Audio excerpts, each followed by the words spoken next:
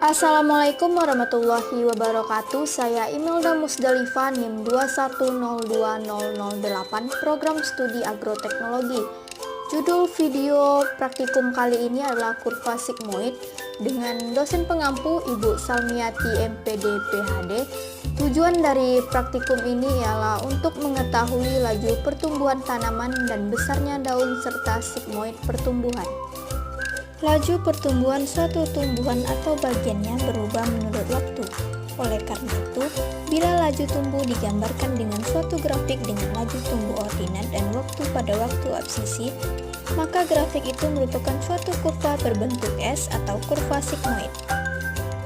Pertumbuhan tanaman mula-mula lambat, kemudian berangsur-angsur lebih cepat sampai tercapai suatu maksimum, akhirnya laju tumbuh menurun. Apabila digambarkan dalam grafik dalam waktu tertentu, maka akan terbentuk kurva sigmoid.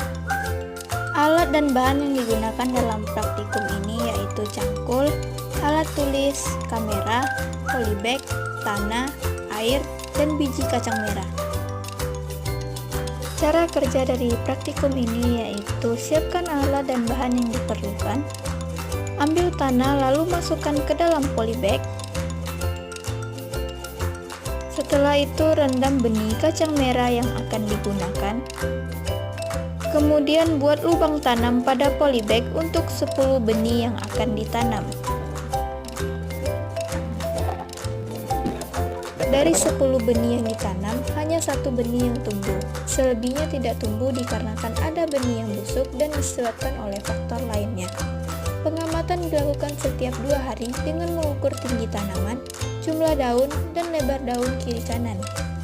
Pertumbuhan dan perkembangan tanaman dipengaruhi oleh 2 faktor, yaitu faktor dalam dan faktor luar dari tanaman.